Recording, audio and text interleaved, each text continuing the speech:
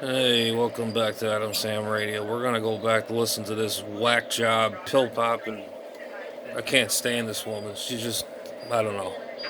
Yeah, how you like that for evolution? Bam, on the fast dial. Well, and here's the other thing about military recruits.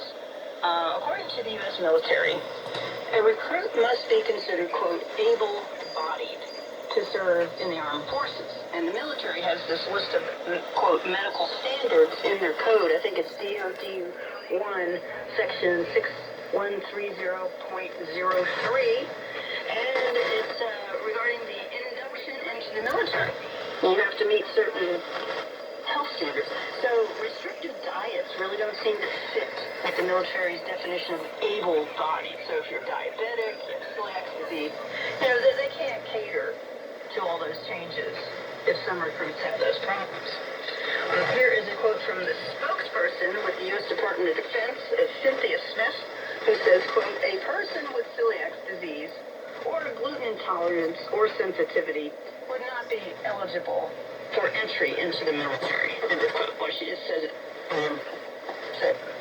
Nope. Well, let's look at our amber waves of grain. It's the breadbasket of America. So what is going on with the grain supply? It is a good question, and there are reports on both sides of this topic. One is saying that the grain has not been modified by man, and the other side is saying, yeah, it's been altered. So, in August 2021, the University of Okayama, if I said it right, here in Japan, University in Japan, they published a study where science is transforming grain by modifying the genome. And they're working with U.S. scientists on this. So it certainly sounds like science is changing the wheat genetically when the research paper is titled, Scientists Use New Technology to Assemble a High-Quality Genome Sequence for a Common Wheat Cultivar Often Used for Genetic Modification. You're a fucking idiot. Well, the research is looking to modify what is called Fiddler's wheat, which is a kind of a soft keep hitting that pipe, lady. And the research selected Fiddler's wheat because it was easier to modify with a bacteria. Now, apparently, bacteria is an implication for wheat genome editing now. And why alter wheat genetically, though? What's the big deal? Well, here is how science looks at this subject. Here's a quote from the research, and it appeared in the DNA Research Journal, August 2021. They say wheat is a staple in the human diet of many cultures. And really? I didn't know that. Wow. And reduce costs is gotta have a scientific way of saying some way we need wheat. To generate better wheat with a desired characteristic. Unfortunately, wheat is one of the hardest crops to genetically modify due to the nature of its resistance to transform. So introducing new genes into the wheat cells to pass down is the challenge. Well, thank the Lord for his design. If the wheat's saying, I don't want to change. This way I got baby, I'm going to stay this way. I hope so. So the University, also Idaho, get this now, has been working on grain modification since the 1970s. And they discovered that Fiddler's wheat to be the easiest to modify. However, science is actively pursuing genomes of all the grains. Okay. Now, science wants to own the DNA of your grain. That's what they want. And the genome editing of wheat can... Is this broad for real? I mean, come on. And this means unintended modification. Unintended modifications that could occur in the gene editing effort. And the scientists justify modifying the grains this way. This is their justification.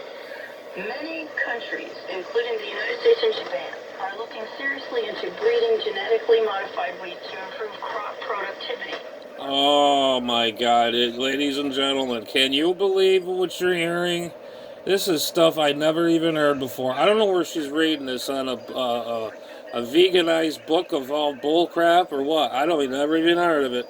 This woman, I really can't stand this woman. She's on WWCR on this frequency around 7, 8 o'clock, or 8 o'clock our time she's on. And then this, I just can't stand this woman. It just, she's retarded. What is the U.S. growing and calling it wheat? Well, the ancient wheat species of Encorn, Emmer, and Spelt are usually not cultivated anymore by modern agriculture, and they are. How the hell does this dumb bimbo know how wheat is made, anyways? Besides knowing what it does, and we're now they're going to be genetically making new wheat somehow. Oh my God! So the modern wheat product is grown in the cooler climates and planted in the fall to become our grain crop. Now, about 75% of the wheat grown in the United States is the winter wheat, and that's in that variety. And it's really a product that contains a very high percentage of gluten. It is. Oh, I knew it. We're gonna have gluten in there. Gotta have gluten in the wheat. This is what I'm saying. This vegan bitch here thinks she's. I don't know, man. She's been on for a while, and she's just really annoying the hell out of me. More starchy, and are used for flour to make things like pie crust biscuits and breakfast foods.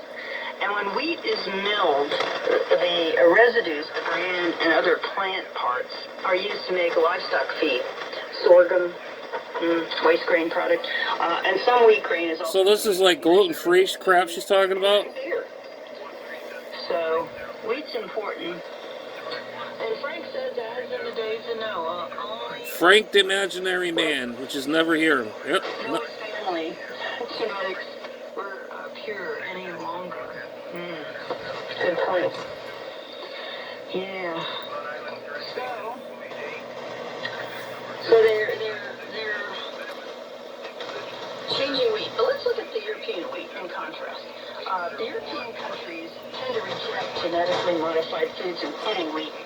But they've also found some GMO contamination in wheat, and they have to test their sources all the time. And the big country. You know what this broad should do is stuff a big damn pop pipe, fill it up with wheat, and light it up as you're gonna light a pop pipe and smoke it. See what you get out of it. This woman here, I don't know. She's just so freaking annoying. What food use it's for. So, what would be a better comparison or difference between the United States wheat and European wheat? Well, if you visit a mill over, let's say, in the UK, in England, you can see if the mill works there. Their wheat, what makes it different from the United States? Oh, our wheat was ground by horses and stuff, the old-fashioned way, with horses and a rock, and two rocks rubbed together. There you go. Climate. And they also tend, over in the UK, to grind their wheat into what is called wholemeal, which is a tightly controlled whole wheat flour which has nothing added to it or removed from it. What would that mean for comparison to the U.S. wheat flour? Well, wholemeal in the U.K. is handled differently. It's a heavier flour, and it's designed by the millers to get around a lot of their. We'll get their flour then. So wholemeal flour. Freaking paranoid this woman is. It contains all the grain offal, making it much heavier. So all the weight of the grain is still there. Nothing's being removed or. So you can't go cocky with our grain, right? Now this type of flour is full of grain oils, and so it has to be either frozen or processed into something you're going to make that day, because those oils will turn rancid quickly. And then the flour is ground and used right away over there to make a lot of food products. So they contain a lot of the oils, and a lot of these oils and grains are cardiovascular friendly. This is why Americans have heart disease, because all those oils are removed from a lot of processed. Oh my God, on and on, this woman. Did you know you get oils from marijuana leaves, lady? The wheat in the United States was like the flour that they're making over in the UK. Okay, now we're talking about our flour now. More oils and more nutrition in it. Less than 9 years. So let's get a little wheat history for a second. Now, before Oh, 1870, we're gonna the get United history. States used the soft wheat variety, less protein and gluten. That's what they were using in the 1800s. Then harder spring wheat variety with more gluten came into the United States from Central Europe. It arrived here, and Americans liked because it was gluten rich. It became made fluffier baked goods. And supply and demand changed. The variety of the wheat grain grown in the United States. So people were demanding This it, woman, so I farmers don't know. started growing it. So the white processed flour tended to be more expensive at first and became a status symbol in the United States. But by the 1900s, new farming, milling technology came along, and they were able to mass transport a lot of these grains, and it brought down the cost of the flour. Some of your breakfast cereals really didn't exist before 1890. Now, by 1920, cream of wheat was in everybody's breakfast cabinet and on their table. And an interesting Oh, is this bad finding for you is there now, was a cream study of wheat? in 1966. It was published in the American Journal for Clinical Nutrition, which showed a correlation globally between the increase in gluten-rich wheat variety and the consumption of it, and the increase in the number of schizophrenia patients. What? So, the title of that journal article was Wheat Consumption and Hospital Admissions for Schizophrenia During World War II. Well, currently wheat is the most cultivated crop worldwide, and by the 1980s, bakers discovered how to make their products ultra fluffy by adding additional gluten called additional wheat Oh, gluten. gluten. So gluten is used as meat substitutes and vegetarian entrees, and when we made wheat the dominant food source, we became less tolerant of it systematically. So we look at the gluten-intolerant folks as a minority, and that there's something has to be wrong with them, when in fact the human body was really not designed to ingest mega amounts of refined wheat, usually accompanied with refined sugar, and it causes ill health. So in 1992, the USDA Food Pyramid assigned a large chunk of the American diet to wheat products. By 2005, the pyramid changed, and they called it My Pyramid, and it restructured the nutritional guidelines to make the Did vegetables she say almost her period? to the wheat category. So a lot of us have the power to make changes, because people that have gluten intolerance, who have experienced maybe European wheat with no gastrointestinal problem, they've learned, hey, let me import some of that wheat from overseas and I'll make my own bread. And they feel better, and they live healthier. They stay out of the doctor's office. So they also have stronger and healthier immune systems for it. Now, Americans consume too much wheat, dairy, sugar, and they have the highest rates of heart disease, diabetes, and obesity. Americans can change all that without an AMA physician, without a pharmaceutical drug, and without medical insurance. Lifestyle changes put you in control. Puts the power in your hands. Now, also, if you want a gluten-free superfood, call the folks at Apothecary Herbs. They have that wonderful Body Foundation food mix loaded with your plant-based vitamins, minerals, and amino acids, and plant protein, but zero gluten. It's all organic, plant-based stuff. So if you don't have enough energy, try that. That'll really give you some zip. You throw in a smoothie, put in your favorite juice, and you're done. Give them a call at 866-229-3663. That's the folks at Apothecary Herbs. That's 866-229-3663. Or visit them online at thepowerherbs.com. Ooh, I see by the clock we're going to take a little break, but we'll be right back with more. Oh, man. I tell you one thing. This chick would talk about pills. She'll talk about taking a crap. She'll talk about wheat, as you can hear today. She'll talk about how to take a dump, how to get oils and toxins out of your body. What pills to take? What is good cleansing pills? What's this? It's like you're cleaning out a toilet bowl with bad pipes. I listened to this woman for, I don't know, 3 years now, because I wait for my favorite stuff to come on this frequency, that 4.8400 megahertz on the shortwave band. And this broad comes in. When I first heard her, I thought it was a joke. A total joke. And this woman, it just goes on and on and on, on and on and on about the same thing. About how to live longer, what herbs to use, this herb, that herb, this herb. You know what herb is probably the best herb of all of time is probably marijuana. She's talking about all these remedies and stuff, and that's how people get sick right there. Some of these remedies make people sick anyways. Now she's talking about wheat. What the hell? We've been having wheat, what, for over 100 years, and now all of a sudden she's going to change this thing. Think how wheat is going to be grown, or it's grown.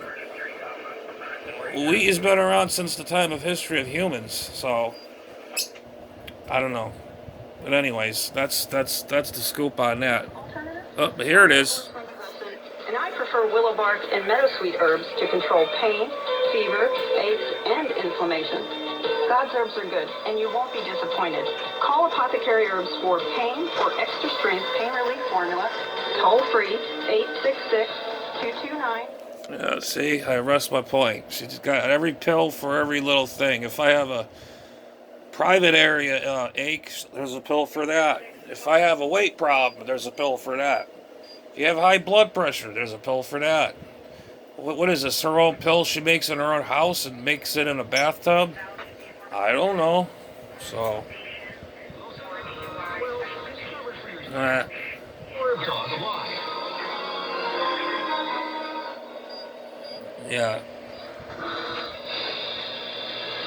Pandemics will be a part of our future. The question is, how do we protect ourselves? Are you willing to put your trust in an untested vaccine, hoping it kills mutating viruses? Remember, in 1976, some professionals tried to inoculate Americans with swine flu, and there was a 300% death rate. For those inoculated, and millions were paid out in damages. God gave you a sophisticated immune system, and in times of need... Yeah, that's what he did. And you're trying to alter it. Call Apothecary Herbs to order your upgraded pandemic kit. You will have 8 professional strength formulas offering broad-spectrum immune-boosting protection. Take a stand, have a plan, have peace, and request your pandemic kit today. Call Apothecary Herbs toll-free 866-229. Yeah, there we go. All about the herbs. ThePowerHerbs.com. That's 866-229-3663 or ThePowerHerbs.com.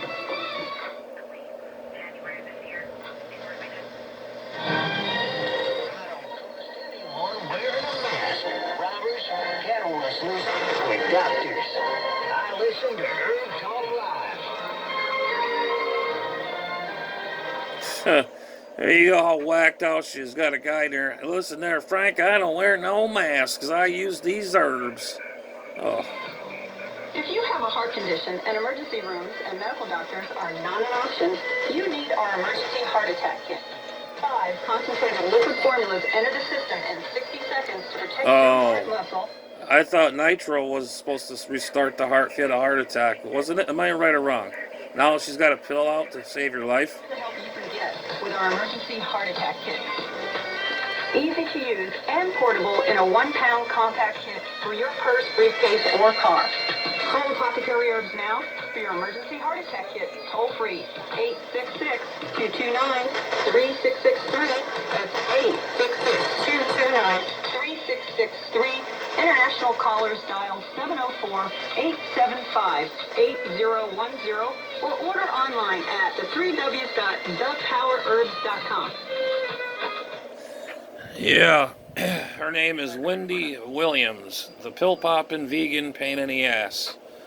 I don't mind vegan people, but this one here takes the cake. This one here, she thinks she's like God's healer or something. Every pill does everything. This pill takes viruses away. Oh, you don't have to wear a mask. Take my pills. This, that. If you can't sleep, take my pills. If I can't go to the bathroom right, take my pills. I have a urinary tract infection. Take these pills. Oh, I have a yeast infection. Take these pills. All natural. All wholesome that. And all I got to say is this. Drink plenty of this. Mountain Dew. It's good for you. Cleans you right out. No problem. this was definitely a good idea to put on the. See, oh my God! It's 240 calories per serving. Mountain Dew. Grab yourself a Dew.